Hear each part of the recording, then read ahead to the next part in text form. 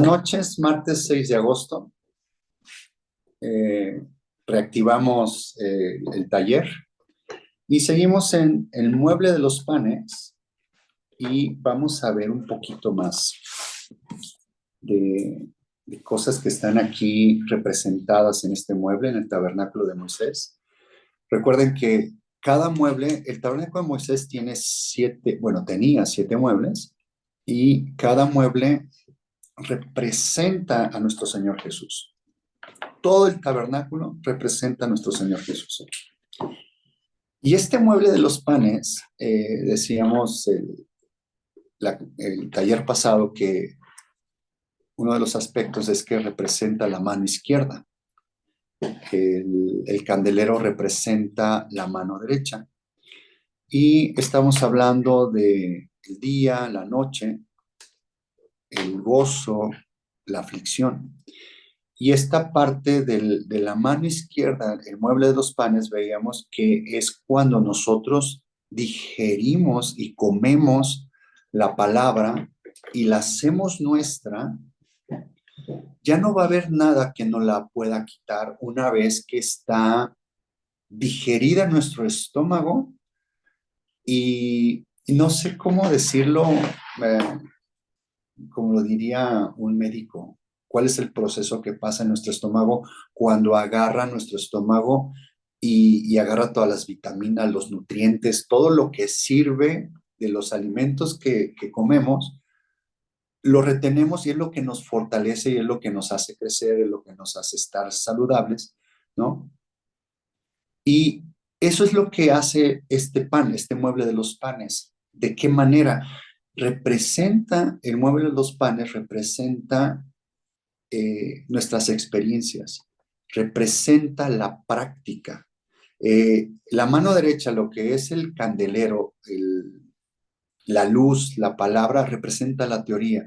Nosotros nos podemos llenar de mucho estudio de la Biblia, podemos leer la Biblia varias veces, podemos aprendernos versículos de memoria, pero si no tenemos una experiencia con esa palabra, siempre agarro este ejemplo, cuando dice la palabra que perdona, o sea, Jesús siempre nos está invitando o realmente no es una invitación, o sea, realmente tenemos que hacer eso, si alguien nos ofende, debemos de perdonar. Eso es lo que dice la palabra de Dios. Entonces, si yo tengo un versículo y me lo aprendo de memoria, pero cada vez que me ofenden, yo reacciono y ofendo a la persona, quiere decir que el versículo nada más lo tengo en mi mente. Me lo sé de memoria y es pura teoría, pero no tengo una experiencia con el perdón.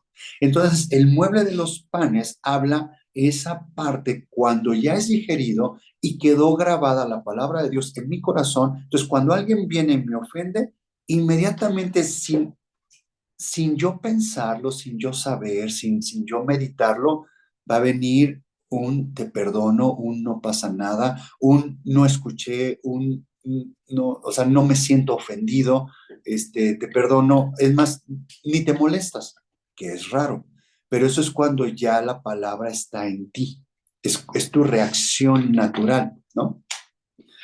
Una vez utilicé este ejemplo, ¿no? De cuando si traigo una taza de café en mis manos y alguien me pega en mi brazo, en mi hombro y me mueve, ¿qué es lo que voy a tirar?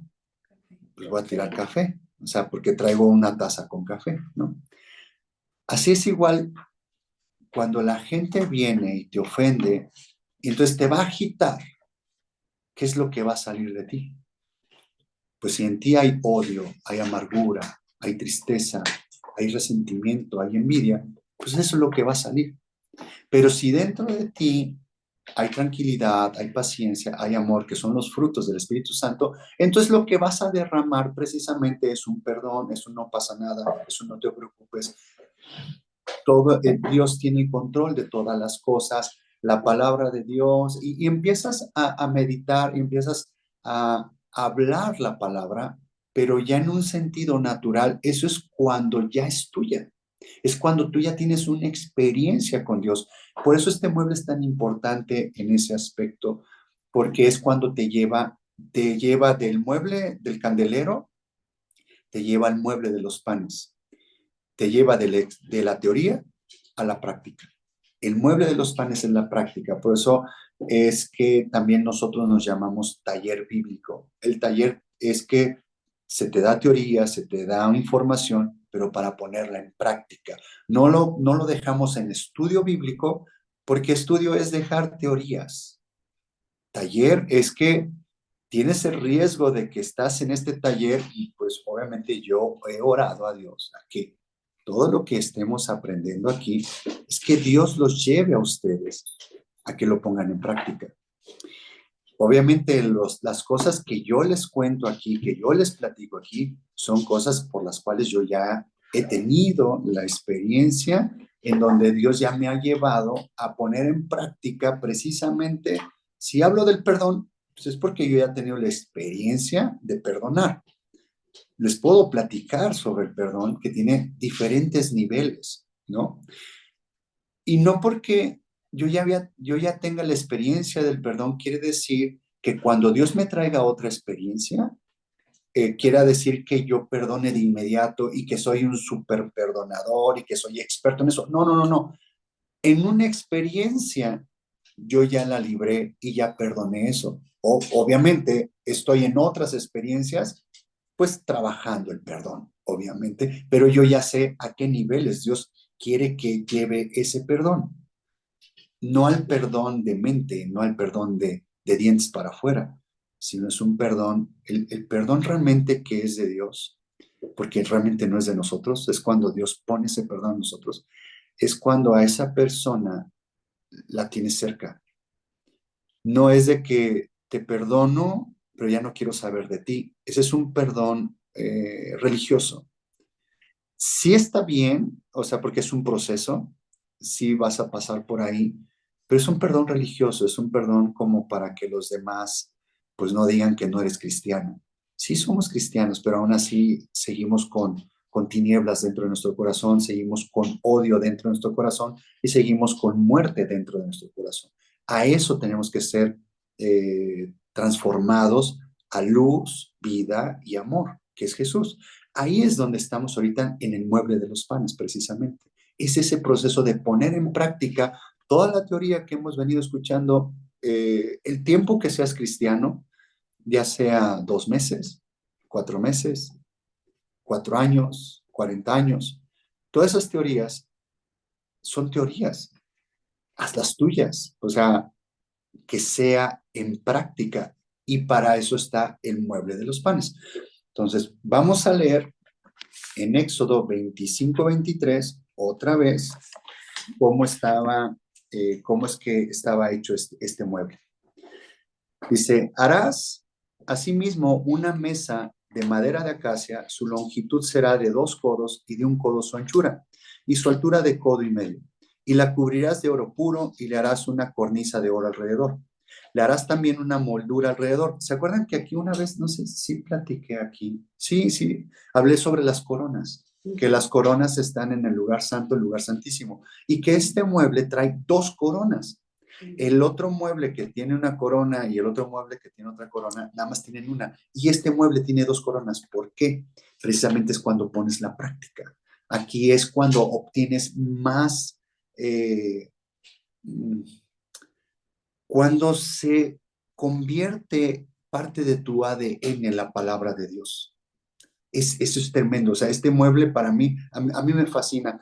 Entre más estudio yo en este mueble, más me doy cuenta que no conozco el mueble. O sea, es hermoso. A mí este mueble me encanta porque es la parte de ese caminar en la noche, de ese caminar en la aflicción, de ese caminar en el sufrimiento, cuando te sientes solo, cuando te sientes que nada te sale bien, cuando te sientes que tus decisiones que has tomado, nada más te dedicas a tomar malas decisiones. O sea, es esta parte de aquí cuando te agarras de Dios y cuando haces tuya la palabra y cuando estás caminando en la noche y estás en paz confiando que Dios tiene el control de todas las cosas. Eso es tremendo, o sea, por eso es que tiene doble corona, ¿no? Sigo leyendo en el 25. Le harás también una moldura alrededor de un palmo menor de anchura y harás a la moldura una cornisa de oro alrededor. Y le harás 4 anillos de oro, los cuales pondrás en las 4 esquinas que corresponden a sus 4 patas. Paréntesis. Acuérdenme, alguien apúntelo ahí. No sé si se han dado cuenta que he leído de varios muebles y tienen anillos. Y era para pasar estas varas para cargar los muebles en los hombros. Acuérdenme algún día hablarle de los anillos, porque tengo que juntar todos, hablar de todos los anillos de todos los muebles. Pero hay unos muebles en el atrio que tienen anillos, hay unos muebles aquí en el lugar santo que tienen anillos, y hay muebles en el mueble del lugar santísimo que tienen anillos. Entonces imagínense juntar todos esos anillos de atrio, lugar santo, lugar santísimo. ¿Qué quiere decir? ¿Qué hay ahí? ¿Por qué juntar los anillos del atrio con el lugar santo, con el lugar santísimo? Sí, son diferentes niveles, pero son anillos, ¿no? Está padre. Bueno, ahí apúntenlo y después me recuerdan hablar sobre los anillos. Los anillos estarán debajo de la moldura para lugares de las varas para llevar la mesa. Harás las varas de madera de acacia y las cubrirás de oro, y con ellas será llevada a la mesa. Harás también sus platos, sus cucharas, sus cubiertas y sus tazones, con que se libará de oro fino los harás. Está hablando de varios utensilios que se usaban en este mueble. Y en el 30, ahí terminamos con este mueble. Dice, y pondrás sobre la mesa el pan de la proposición delante de mí continuamente.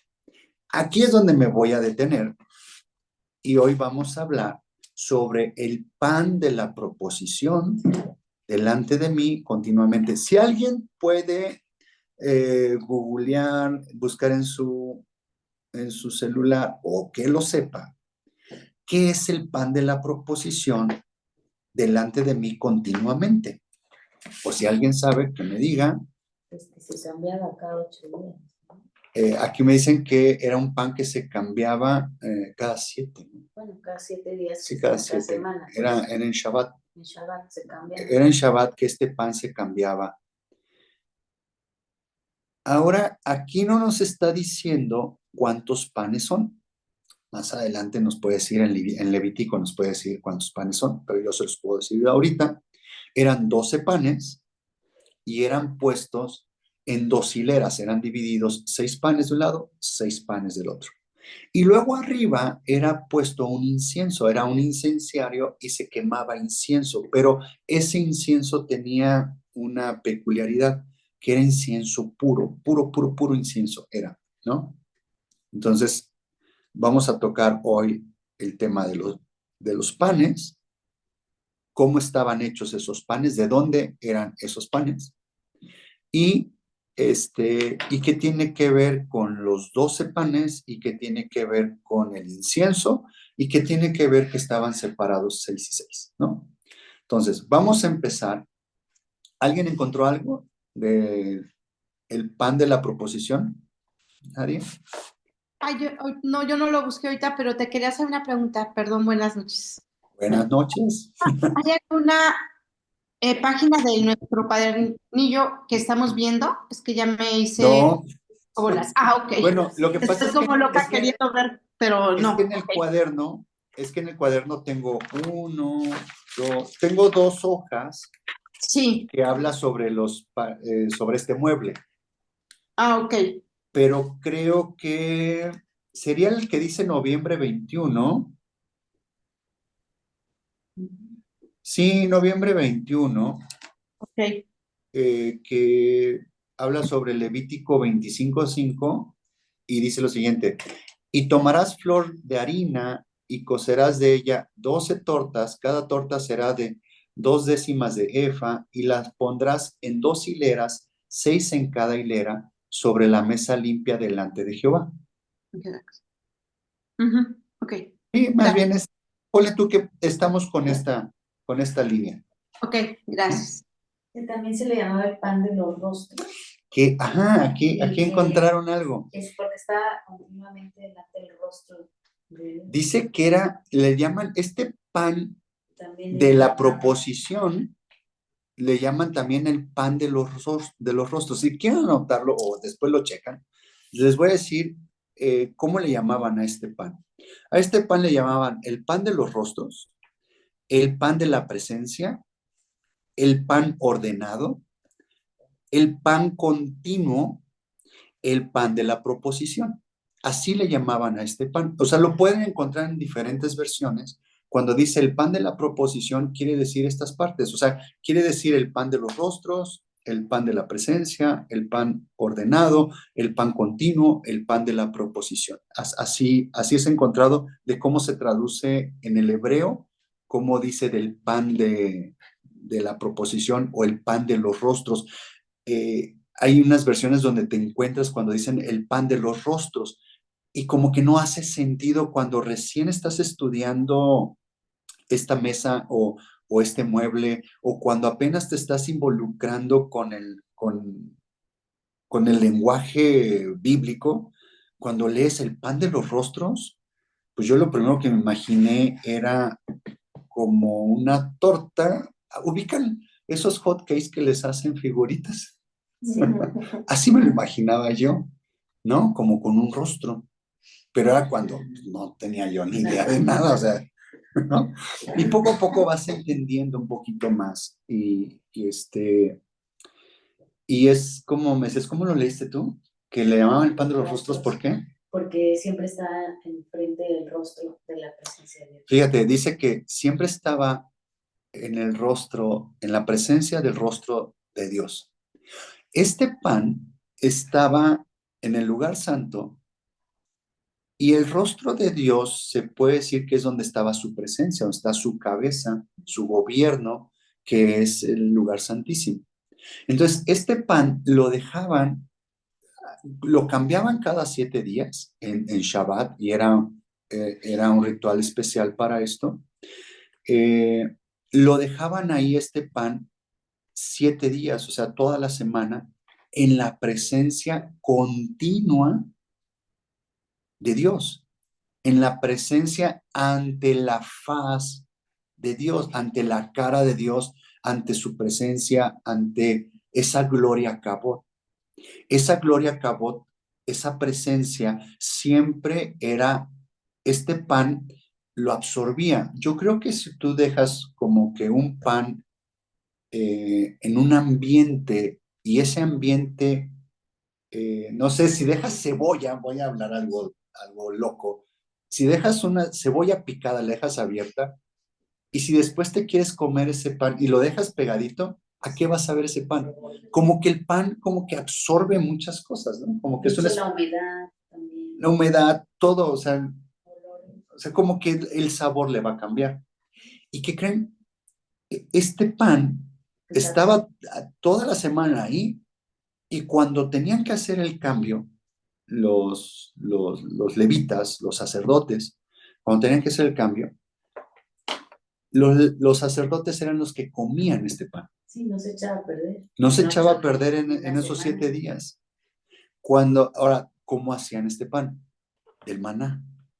Son harina y lo ponían arriba incienso. Y era sin levadura. Era sin levadura, correcto. Dice que una efa, aquí lo leí, cada torta será de 2 décimas de efa, ¿no? Pero ¿de dónde sacaban la materia prima? Precisamente era del maná, era del alimento donde ellos comían. ¿Se acuerdan que si alguien agarraba de más, se echaba a perder al otro día? Entonces, este pan no se echaba a perder porque estaba ante la presencia de Dios. ¿Cuál es el principio espiritual aquí? Que nosotros, mientras estemos en la presencia de Dios, pues no nos vamos a echar a perder, no nos vamos a salir del camino, no nos vamos a corromper, vamos a estar en un camino recto, ¿no?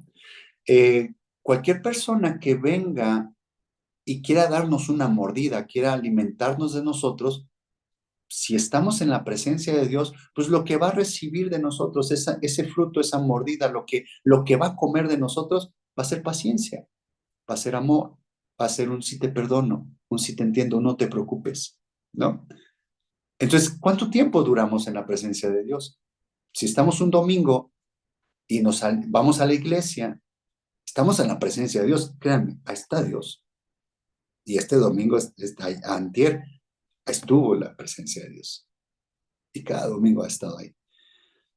Entonces, cuando salimos del domingo, ¿qué tanto como pan estamos ante la presencia de Dios? ¿Cómo es la única forma de estar ante la presencia de Dios? En nuestra condición humana en la que somos y en el corazón cochambroso que tenemos, no somos dignos de estar en la presencia de Dios. La única forma de estar en la presencia de Dios es por medio de la sangre, es por medio de Jesucristo hombre, que es el mediador entre el Padre, entre Dios y el hombre. Es Jesús. Mientras tengamos la sangre, nosotros estamos en la presencia de Dios. Entonces, ¿qué quiere decir? Que si en la semana no voy y me arrepiento, me salgo de la presencia de Dios. Si no estoy en oración, si no estoy leyendo la palabra, si no estoy estudiando la palabra, me salgo de la presencia. Entonces, por eso cuando alguien llega y nos ofende, ¿qué va a probar de nosotros? Pues una mala cara, ¿no? Un mal comentario, una ofensa. Entonces, ¿qué está? Pues ahora sí que no dejamos la cebolla abierta, sino dejamos cebolla con ajo, ¿no? Bueno, hay personas que les gusta mantequilla con ajo. A mí me gusta.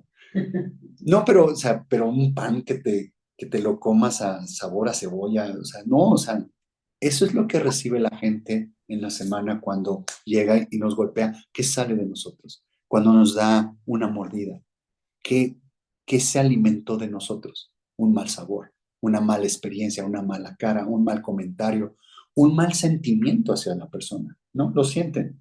Entonces, ese es un principio de esta mesa de los panes, ¿no? Eh, no sé para dónde me voy. Eh, bueno, ya tocamos el tema que era hecho de de 2 décimas de efa, flor de harina. Flor de harina, ¿qué quiere decir cuando dice flor de harina? En eh, cuando hablas de harina normal, pues está como, ¿qué es? Como polvo. La harina, ¿no? La harina normal es porque ya pasó un proceso de triturado, ¿no? Cuando la semilla ya pasó por un proceso de triturado, entonces ya se hace harina, se hace como polvo. Cuando dice flor de harina, el ejemplo que ahorita me viene a la mente más rápido es cuando dicen que cuando hacen postres, dicen, y échele azúcar, ¿no? Entonces está el azúcar. Pero luego hay otra azúcar, ¿cómo se llama? Glass. El azúcar glass. Yo pensé que el azúcar glass era un azúcar así súper especial, eso, pero después aprendí que realmente es la misma azúcar, Muy molida. pero es súper, súper, súper triturada. Ah, bueno, la flor de harina es precisamente la harina, pero finamente triturada. A eso se refiere. ¿Dónde está Jesús aquí? ¿Cómo es que Jesús, para poder ser este pan, a qué le viene a la mente cuando tiene que ser finamente triturado? Pues que él fue. Pues, Vámonos a, Calvario, ¿no? vámonos a un pasaje de la Biblia aquí. Déjenme encontrarlo. Porque es que no sabía por dónde entrar, entonces tengo que agarrar versículos. Vámonos a Juan 12. Vamos a Juan 12. Vamos a estar hablando, ahorita hablamos de la harina, cómo debe ser finamente triturada. Y voy a agarrar una parte donde Jesús está hablando.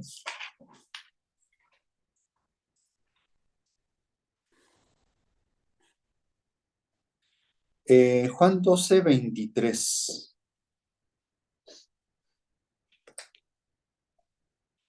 Juan 12, 23. Y ¿Pedro, dice, puedo hacer una pregunta? claro, las veces que sean necesarias. A mí me pareció que también que se les pueden llamar pan de la presencia. ¿Es ese? Ajá, pan de la presencia. Entonces, ahorita que tú dices de la harina así como, o sea, es que me imagino el ejemplo del azúcar finamente triturada y dices de la harina finamente triturada, Flor de el, harina. ajá, flor de harina, haz de cuenta, me imagino que si ahí es como si nosotros vamos y tenemos que triturar todo aquello que traemos para presentárselo a Dios, Pues como, mira, como, sí, sí, estás en lo correcto, ujú. pero estás hablando en donde tú vas a triturar. El problema es que no eres tú. No, o sea, se lo entregamos a él y él nos aprieta para sacar todo, Él te como va a a las triturar. uvas, ¿no? Como a las uvas y sacar todo eso que, Él nos ¿no? tritura. Él Exacto. nos tritura. Porque cuando si tú dices, es que yo voy a ir a triturarlo, Ah, pues todavía está tu orgullo de revelación, ajá, tu sí, sí, orgullo de redención. Todavía hay un orgullo ahí que yo voy, yo hago, yo esto. No, yo estoy hablando algo más profundo todavía cuando estamos en la aflicción y estamos en este proceso de entender que todo viene de su mano. Entonces, cuando Él nos mete al horno a prueba, cuando dice que como Él nos ama, Él nos corrige. Y estoy ujú, hablando de esa parte. Cuando Él nos corrige es cuando dice que el alfarero, Él puede hacer con el barro lo que Él quiera, ¿no? Entonces, si ya nos formó de cierta manera, una vez les hablaba eso, si nos hizo una taza, un tazón, un florero de ujú, X capacidad y estamos a un nivel de crecimiento, pues Él tiene que romper exacto. ese tazón, ese florero, para agarrar ese barro, triturarlo, volverlo a mojar, volverlo a hacer una masa y hacer un elemento más grande y más Exacto, hermoso, ¿no? exacto. Pero Cuando él pasas es, por fuego, él es el que nos tritura, ¿no? ujú, exacto, y te pasas por fuego y quedan cenizas, queda totalmente triturado. Ajá, Ajá, sí, y eso nos duele mucho. exacto. Ajá, ok. Pero eso es en la parte de nosotros, ¿no? Ah, Pero aquí primero lo que yo quisiera dar, el reflejo, el simbolismo que hay aquí, es cómo es que Dios nos revela el tabernáculo de Moisés y nos está explicando que es Jesús mismo. Entonces, ¿dónde, si para que sea Jesús este pan y que se pueda convertir en este pan de experiencia, Él tuvo que haber pasado por eso, ¿no? Jesús tuvo que ser triturado. sí, Entonces, por eso voy a este pasaje, al de Juan 12:23, y miren lo que dice aquí. Jesús les respondió diciendo, ha llegado la hora para que el Hijo del Hombre sea glorificado. De cierto os digo que si el grano de trigo no cae en la tierra y muere, queda solo, pero si muere, lleva mucho fruto. ¿Qué estaba diciendo Jesús aquí? Él es el pan que cayó del cielo. ¿Están de acuerdo conmigo? Él es el pan que cayó del cielo. ¿Se acuerdan cuando hablaban del maná que caía del cielo? Dice, yo soy el pan que cayó del cielo. ¿Cuántos de sus padres, o sea, cuántos en el desierto no comieron de ese pan? Dice, yo soy ese pan divino. Yo soy el maná, yo soy ese pan que cae del cielo. Yo soy ese alimento. Entonces, ¿dónde viene que Él es el pan del cielo? Miren, vamos a Filipenses 2. Seguimos en Juan 12, ¿eh? Pero vamos a Filipenses 2 para ver qué dice. Todo lo estoy conectando cuando dice que el grano de trigo, que si el grano de trigo no cae en la tierra y muere, queda solo. O sea, necesitamos un grano para que caiga en la tierra y que ese grano que cayó en la tierra muera. Bueno, Jesús, ¿dónde está ahí? Vamos a Filipenses 2:6.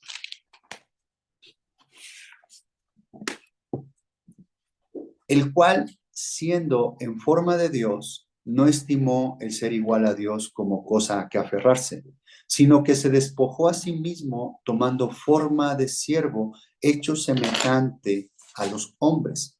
¿Recuerdan cuando dice en Juan 1, ahí se me fue, en Juan 1:11 creo que es, donde dice que el verbo fue hecho carne, que dice que fue hecho siervo, en forma de siervo, hecho semejante a los hombres. Sí, pregunta, adelante. 1:14. Juan 1:14. Juan 1:14, sí, adelante. Buenas noches. A ver si lo puedo. Es que como que a mí me suena mucho a que si Jesús, porque lo estoy empatando con que Jesús mismo es la propia sabiduría y empezamos hablando acerca de que nosotros tenemos que tener una experiencia y una asimilación con Jesús mismo, ¿no? Porque Jesús nos da esa experiencia. Entonces, más bien a mí me está sonando, o no sé si yo estoy muy mal, pero a mí me está sonando a que si Jesús es ya como esa experiencia, él también, no sé cómo decirlo, la diferencia entre Jesús y Cristo, para que sea Ah, completada también la experiencia. es que Jesús hombre es el que tuvo la experiencia estando el Cristo Ajá. dentro del hombre. Él tenía que tener esta experiencia. En Juan 1:14 dice, y aquel verbo fue hecho carne. En sentido más correcto, es como diciendo, el verbo fue humillado. Porque acá en Filipenses dice que tomó forma de siervo, siendo él rey, siendo él Dios, siendo todopoderoso, siendo el Cristo, lo divino. ¿Cómo es que fue puesto como forma de siervo? Dice, hecho semejante a los hombres, o sea, el verbo fue hecho carne. La, la luz, la palabra, el candelero, fue hecho carne, fue humillado. Aquí estamos hablando del candelero, la teoría. El Ujú. padre, el padre le dijo al hijo, ve y toma la práctica. O sea, Ajá. es diferente estar como Dios acá arriba, estar dirigiendo toda la orquesta y decir, sí, perdonen. Cuando tú no has vivido el que te ofendan, el que tú ames a esas personas, el que vayas a ir a morir por ellos y aún así te ofendan. O sea, tu mismo pueblo te va a matar, ¿no? Te va a rechazar. El que vivas el ser rechazado y aún así en ti encuentren, Padre, perdónalos porque no saben lo que hacen. Esa es la parte de la experiencia que Jesús sí nos entiende. El Cristo, lo divino, pues Él es amor, es natural que perdone, es natural que ame, pero Jesús, hombre, tuvo que vivir esta parte. Por eso es que esta parte de este mueble nos habla perfectamente del Hijo, nos habla perfectamente de Jesús, hombre, ¿no? No sé si contesté la pregunta. Perdón, Claudia, no te pregunté si había contestado la pregunta y seguí leyendo. Ok, bueno, te complemento más bien, porque ahorita como el versículo decía que si el grano de trigo no cae en la tierra y muere, no da fruto. Entonces, Ujú. a lo mejor estoy, o sea, mal, pero se me figura, o sea, Jesús vino a la tierra a morir y así lo ve, o sea, ¿Y cuál y es el a fruto que dio su muerte? Por nuestra la salvación. resurrección, la cruz, o sea, la sangre. Nuestra vida eterna. Ujú, ¿sí? Dio vida. Exacto. Vino a Pues darnos. dice, pero si muere, dice, lleva mucho fruto. ¿Cuál es el fruto de la muerte del Hijo de Dios? Pues la salvación de todos. Nosotros. Ajá. Fíjate que es la salvación del mundo. Sí, sí, sí, sí. Él murió por todo el mundo, no nada más murió por los judíos. Él murió por la raza humana, independientemente qué color tengan de piel, independientemente en dónde hayan nacido, o Ujú. sea, en qué parte del mundo hayan nacido, qué religión tengan. Él murió por todos. Eso es que lleva mucho fruto. Exacto. Incluso por los del pasado, pastor. Correcto, En- correcto. Independientemente entonces de qué era también, ¿verdad? Sí, porque si recuerdas, si nos vamos a Adán y Eva, y si nos vamos a la época de antes de Noé, queda Noé con sus familiares, solamente se salvan 8 personas, y de Noé para acá empieza a poblar otra vez la tierra. Todos ellos, los que morían con una fe hacia el futuro, hacia adelante, en donde Dios en sus escrituras siempre estuvo diciendo que iba a mandar al Mesías. para la salvación. Luego les da el tabernáculo en la época de Moisés, y entonces empiezan a experimentar que por medio de la sangre era cubierto el pecado, pero estaban haciendo un ritual para el futuro, de lo que iba a pasar más adelante, porque el Hijo de Dios iba a morir derramando el toda la Mesías. sangre, el Mesías iba a morir para derramar la sangre para el perdón de todos nuestros pecados. Entonces, ellos, vamos a llamarle así, todos los del Antiguo Testamento fueron salvos con una fe hacia el futuro. Ahora, nosotros, ¿cómo somos salvos? Con una fe puesta en el pasado, algo que ya pasó, que Jesús murió, porque no lo vimos, no somos, no fuimos, no fuimos Testigos presenciales, presenciales, ¿no? testigos presenciales, y qué bueno, porque si no, también le hubiéramos aventado piedras, o hubiéramos escupido, o hubiéramos hecho algo. Qué bueno que no. Qué bueno que estamos en este momento. Nosotros somos salvos viendo el pasado por fe. Ellos también por fe.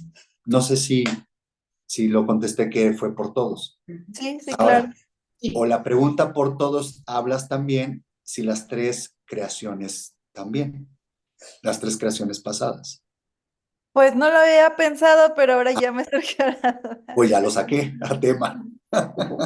Sí, buenísimo. Jesús murió por esta creación, la cuarta, y por las tres creaciones anteriores. Entonces, cuando dice que fue puesto el pecado de toda la humanidad, estás hablando que no nada más fue el pecado de esta creación, sino fue el pecado también de las tres creaciones anteriores.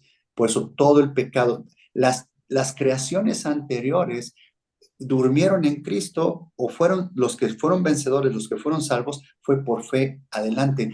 Imagínate qué bendición el estar en esta creación Claro, y en esta dispensación de la gracia.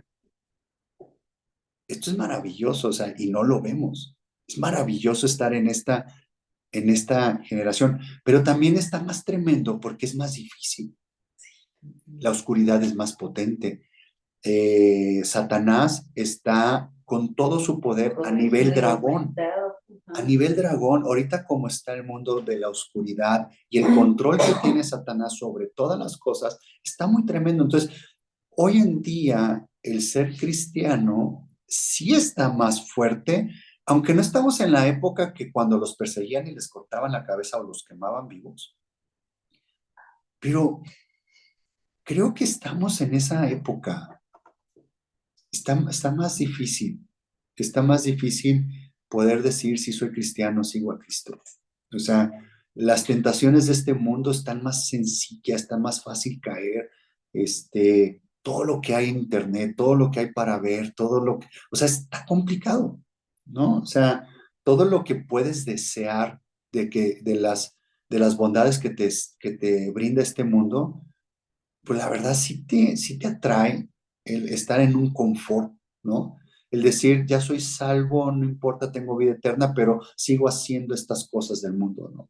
Es más complicado, pero sí, Jesús murió por todas las creaciones, por las tres creaciones pasadas y por esta creación. Entonces, es por todos. O sea, ya que nosotros aceptemos o no aceptemos, pues viene de Dios que nos quite estos velos para poder reconocerlo como nuestro Señor y Salvador, ¿no? Es una gran bendición, es una gran bendición.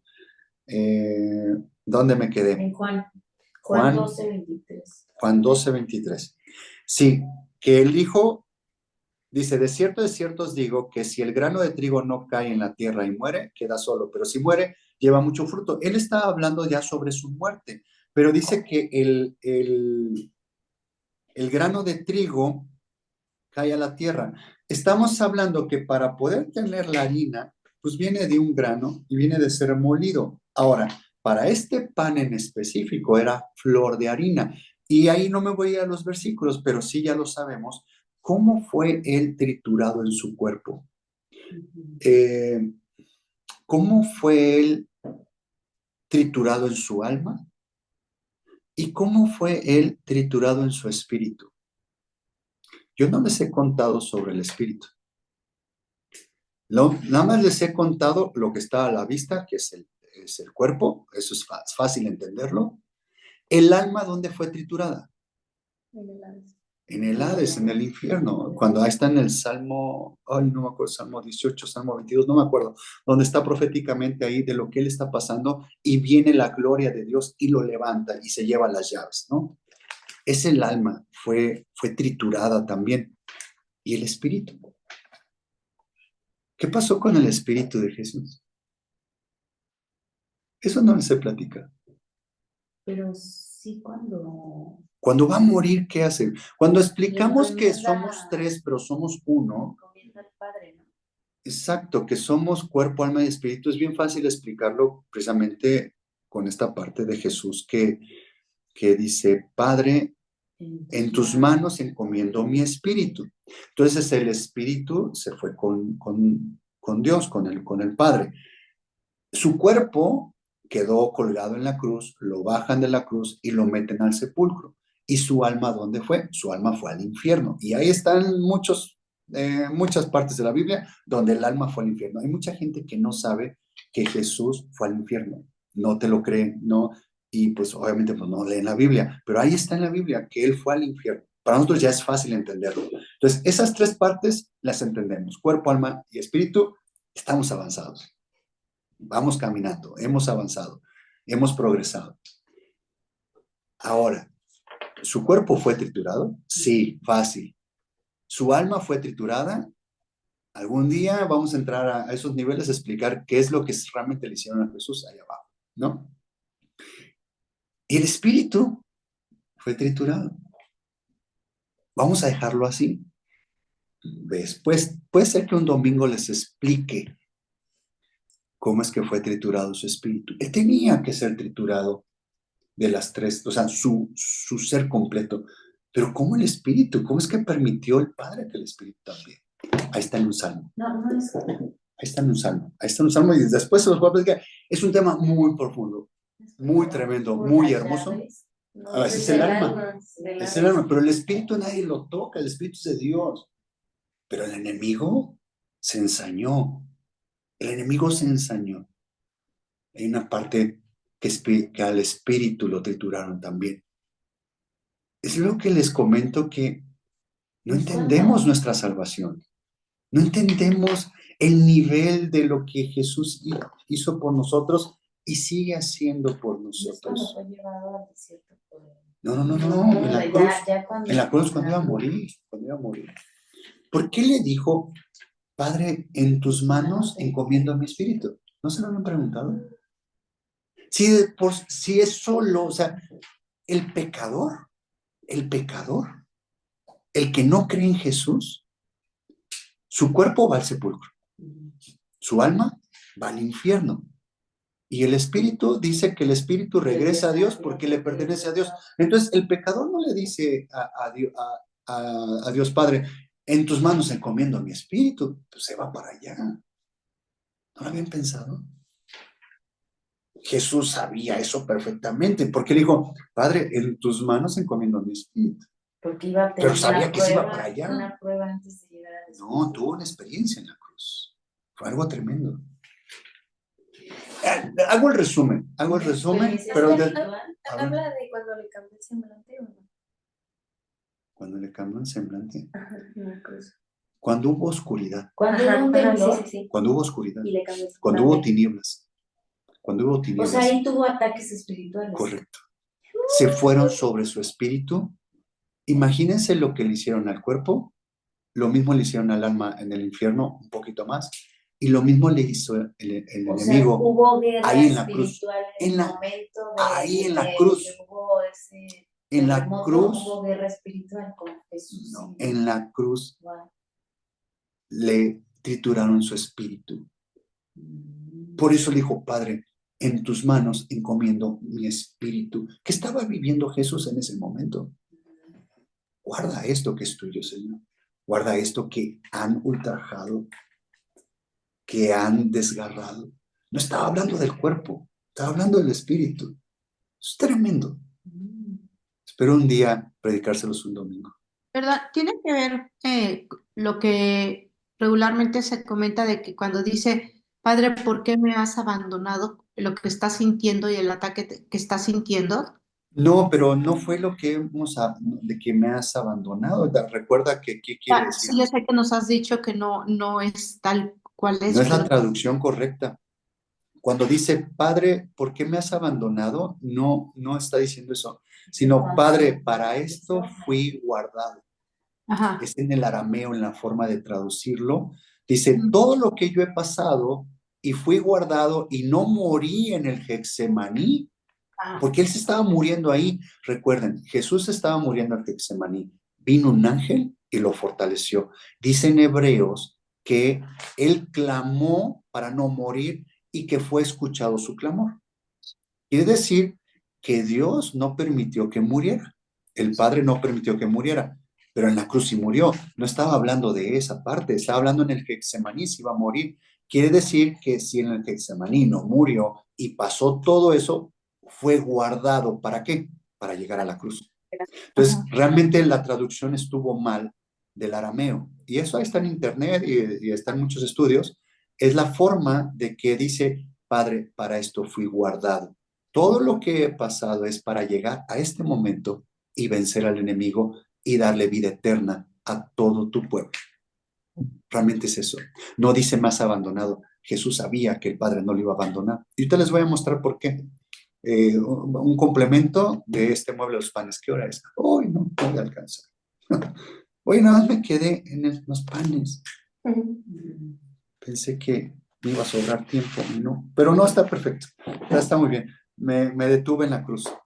Pero no sé si está bien lo que contesté, Clau. No, sí, perfecto.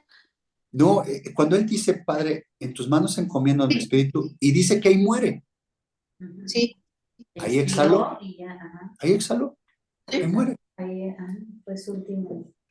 Ya había pasado lo que tú me dices que está mal la ya, traducción.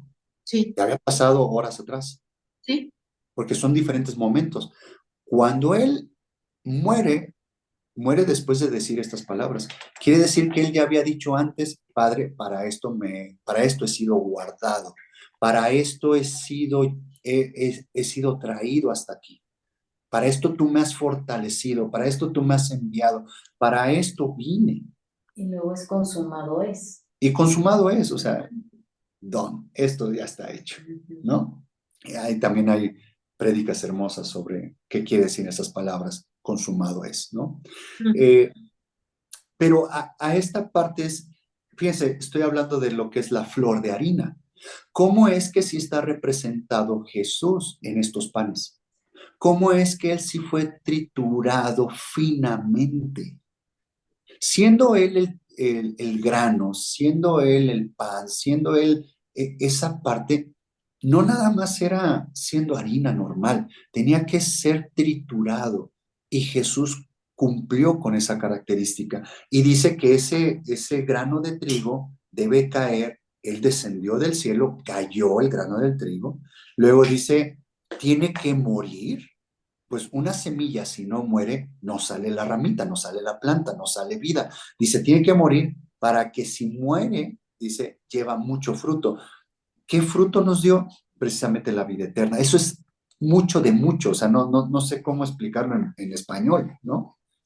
No sé si existe. Creo que en hebreo sí existe la palabra para ese, eh, no me acuerdo cómo es, galot, ay, se me olvidó la palabra en hebreo, lo que es mucho, mucho. Es como decir nosotros mucho, bastante, súper mucho. Existe una palabra en hebreo para decir eso, ¿no? Entonces, nosotros somos ese fruto, nosotros somos frutos de este mueble, perdón, de este pan. Ahora, este pan que está ahí, ya les comprobé que es Jesús, ¿no? Que es como él es el pan de vida. Él es el pan que descendió del cielo. Él es el pan que nos nutre, es el pan que nos alimenta. Y tiene que ver con la aflicción, tiene que ver con esta parte de la noche espiritual, tiene que ver con esta parte de ser triturados, tiene que ver con esta parte de poder aceptar la voluntad de Dios. Aquí es donde entra el número de los panes. ¿Por qué eran 12 panes? Está hablando, el 12 es el número de gobierno. Las 12 Y es por tribus las de tribus, ¿no? Israel. Es el gobierno de Dios. Y quiere decir que cuando nosotros lleguemos a este mueble, que es la mano izquierda, que es la aflicción, que es en la noche espiritual, que es en el valle, en el desierto, y si vamos y nos alimentamos de este mueble, de este pan, que son 12, quiere decir que nosotros aceptamos la voluntad de Dios en nuestra vida. Quiere decir que nosotros nos sujetamos a la voluntad de Dios. Ahora, está dividido 6 panes y 6 panes. Y si nos está hablando de Jesús, los panes, 6 panes tienen que ver la experiencia de la crucifixión de Jesús y los otros 6 panes tienen que ver con la experiencia de la resurrección de Jesús. Por eso está dividido 6 y 6. Quiere decir que cuando nosotros vamos a entrar a este mueble, toda la teoría que tenemos la vamos a poner en práctica cuando sea seguir a Jesús en su crucifixión y cuando sea seguir a Jesús en su resurrección. Ahí habla de otra balanza, se abre otra balanza que nosotros necesitamos la teoría, ponerla en práctica. ¿Qué es poner en práctica la teoría? ¿Qué es poner en práctica la palabra de Dios? Es darle honra y gloria, ya sea en el valle o ya sea en la montaña, ya sea en la aflicción o ya sea en el gozo. Porque quiere decir que si tenemos teoría y tenemos un momento de día espiritual o de gozo espiritual y creemos que eso es por nuestros logros, nos vamos a perder y nos vamos a salir y no vamos a tener paz interna. Porque nos estamos saliendo del gobierno de Dios y darle el reconocimiento a Él de que gracias a Él estamos en esta montaña, estamos en esta exaltación o estamos en este gozo, ¿no? Eso es interesante saber qué es más difícil, darle gracias a Dios en la prosperidad, en el gozo, en la cumbre, o darle gracias a Dios en la aflicción, en el valle, en el desierto. Ahí podemos abrir debate y encontrar diferentes puntos de vista, ¿no? Un ejemplo de cómo puede ser difícil darle gloria a Dios en la opulencia, en la montaña, en el gozo, tenemos al rey Salomón. Él cayó. El rey de paz. Él no tuvo guerras. Las guerras las tuvo su papá. Y él nació en cuna de oro. Y lo único que supo es del oro, de lo divino, del gozo. Él tuvo paz, hizo el templo, la casa del Padre, ¿no? Y aún así, Y al final cayó, se perdió, no reconoció. Fueron puras teorías y no puso en práctica, ¿no? sí, que David Su perdición sí tuvo- fueron las mujeres que empezó empezó a formar ídolos a sus esposas y él empezó a rendirle, a adorar a esos dioses. Imagínense el nivel de conocimiento de este hombre. Oye, y David sí tuvo toda la experiencia y David tuvo toda la experiencia, Las estuvo dos en guerras, cosas. por eso él no pudo construir el templo, porque dice que su espada o sus manos estaban manchadas de Pero él sangre. sí tuvo estos 6 panes, ¿no? David tuvo los 6 panes. Bueno, un ejemplo perfecto. Hay un pasaje de David que está huyendo de rey Saúl, llega con el sumo sacerdote a Silo, creo que llega ahí, y le dice, ¿tienes algo que comer? Dice, no tengo nada que comer, solamente tengo los panes de la proposición. ¿Qué quiere decir? Que David llegó en Shabbat Ujú. y David no podía comer esos panes. Y él los comió. Quiere decir que David era profeta, era rey Y sacerdote. y sacerdote. Eran los tres, lo que era Jesús.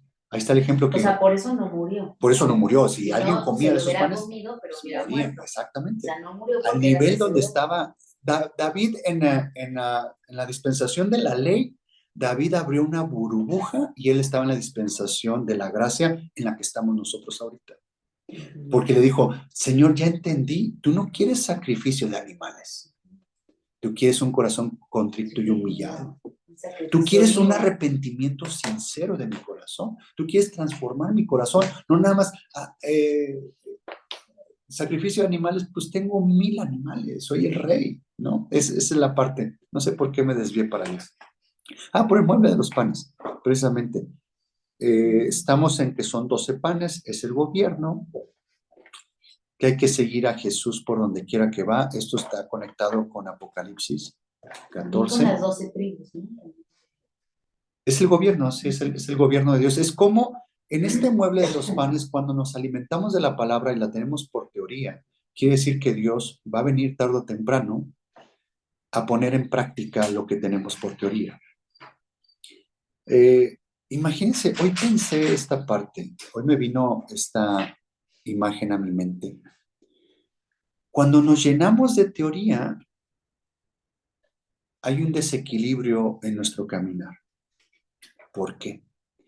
Nos inflamos de más, ¿no? Y nos creemos lo que sabemos, mas no somos lo que sabemos, ¿no? O sea, somos lo que realmente practicamos, no lo que sabemos. Entonces dije yo, es que empezamos a caminar desequilibrados. ¿Y saben qué imagen vino a mi mente? Ubican estos muñequitos que tienen un cuerpo chiquitito y una cabezota. Imagínense ustedes a mí con una cabezota que no aguante mi cuerpo. Me voy de un lado, me voy del otro, con una cabezota de conocimiento, pero nada en práctica, voy a caminar desequilibrado. O sea, no voy a caminar normal. Aparte, no me voy a ver como una persona normal. Eso hoy me vino esa imagen de cuando te llenas de teoría, cuando te llenas de sabiduría humana, es una cabezota, pero es desequilibrado, le caes mal a la gente, no estás de acuerdo con la gente, eres poco empático, ¿no?